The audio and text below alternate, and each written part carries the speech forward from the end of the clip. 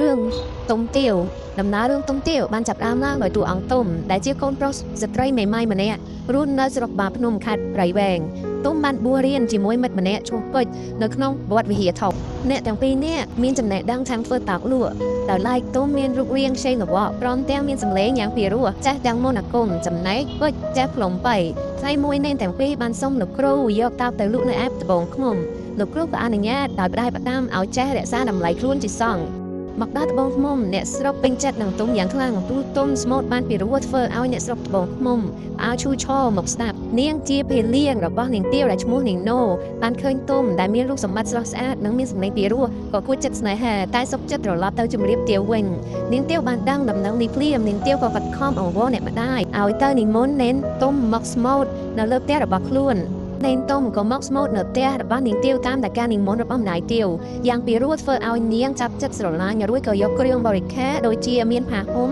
និងបារីមកប្រគេនទុំមុននឹងយកទៅប្រគេនទុំនាងទាវក៏បានបួងសួងសូមឲ្យខ្លួនបានជាគូជួបជុំជាមួយនឹងទុំគ្រប់ជាតិផងចុះចំណែកនេនទុំក៏ពួចចិត្តលួចស្រឡាញ់នាងទាវដែរលុះពេលត្រឡប់មកដល់វត្តវិញទុំនឹករកតែនាងទាវរួចក៏រកឧបាយកលសុំលោកគ្រូសឹកតែលោកគ្រូពុំព្រមឲ្យសឹកព្រោះតាមការទូទាយមើលទៅឃើញថាបើទុំសឹកក្នុងខែបោះនឹងមានគ្រោះថ្នាក់រហូតបាត់បង់ជីវិតតែបើសឹកក្នុងខែពិសាវិញនឹងត្រូវបានធ្វើជាអ្នកធំប៉ុន្តែទុំមិនស្ដាប់បង្គាប់តាមការហាម5នេះទេផ្ទុយទៅវិញទុំជាយាមឲ្យម្ដាយជួយអង្វរលោកគ្រូឲ្យខ្លួនបានសឹកតាមបំណងតែមិនបានសម្រេចឡើយទីបំផុតទុំក៏បានសម្រេចចិត្តលួចសឹកតែម្នាក់ឯងដោយចោទថាសេចក្តីស្នេហានេះបណ្ដាលមកពីកម្មរួចហើយទុំក៏បានសឹកនៅក្នុងព្រៃក្បែរដំបូកហើយប្រញាប់បញ្ញ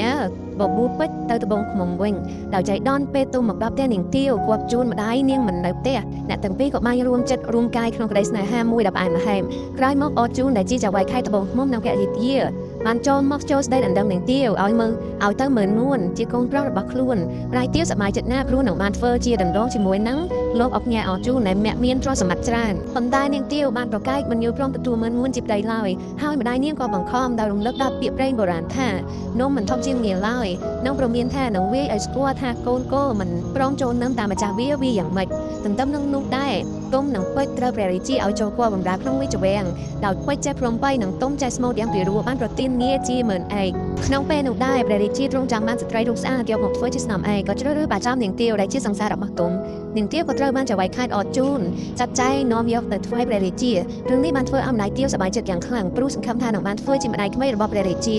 ពេលនោះបានជួបគ្នានៅរាជវាំងស្ថិតនៅចំព្រះភ័ក្ត្រព្រះរាជាទុំក៏ច្រៀងរៀបរាប់ដំណើរសពគ្រប់តាំងពីខ្លួនធ្លាប់បានរួមស្នេហាជាមួយនឹងទាវថ្វាយដល់ព្រះរាជាខ្ញាល់យ៉ាងខ្លាំងក៏សាកសួរនាងទាវថារឿងនេះពិតតែជាទុំច្រៀងរៀបរាប់នោះមែនទេនាងទាវបានទូលនឹងសម្ដែងអាកប្បកិរិយាក្នុងនាមទុំជាសង្សារខ្លួនដែរដំបូងព្រះរាជាខ្ញាល់តែក្រោយមកទ្រង់ក៏យកធម៌មកជាទីពឹងមានព្រះតីមេត្តាសន្តោសអ្នកទាំងពីរហើយព្រះអង្គក៏សពព្រះរាជហត្ថីរៀបចំសង្គមអ្នកទាំងពីរជាស្វាមីភរិយាតាំងពីពេលនោះមកហើយការនេះបានធ្វើឲ្យដៃទាវនឹងតូចចិត្តយ៉ាងខ្លាំងក៏វិលមកស្រុកកំណើតវិញដើម្បីរកបាយកលនាំនាងទាវមកព្រៀបការនឹងមើលនួនវិ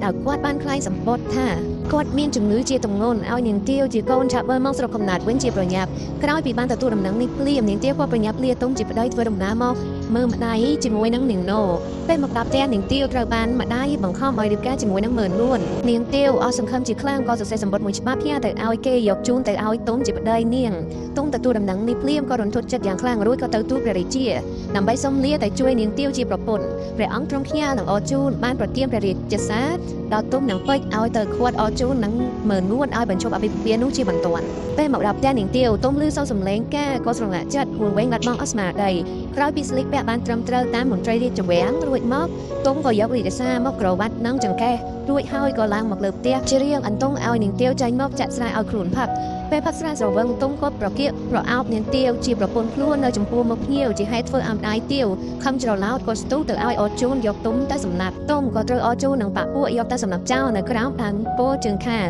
ការបើដឹងថាប្តីខ្លួនត្រូវគេសម្លាប់បែបនេះនាងទាវក៏នាំនាងណូទៅតាមរកទុំឃើញខ្មោចទុំហើយក៏នាំគ្នាធ្វើអត្តឃាតអាករនឹងកំបិតសម្លាប់ខ្លួនទាំងពីរនាក់នៅលើសាកសពទុំពេជ្របានដឹងដំណឹងនេះមកថ្វាយព្រះរាជាបន្ទាន់ព្រះអង្គទ្រង់ជ្រាបហើយទ្រង់ខ្ញាល់យ៉ាងខ្លាំងរួចទ្រង់ក៏ប្រជុំអស់សពមន្ត្រីរួចក៏យាងទៅជំរុំជម្រះក្តីនេះគឺតម្រូវឲ្យព្រោះក្បាលទាំងរស់គឺជីកដីកាប់ត្រឹមក្បាលហើយយករនាមមករះទាំងរស់ចំពោះពួកអរជូននឹងម្ដាយចំណែកអ្នកត្បូងឃ្មុំវិញក៏ត្រូវបញ្ចូលជាអ្នកងារទាំងអស់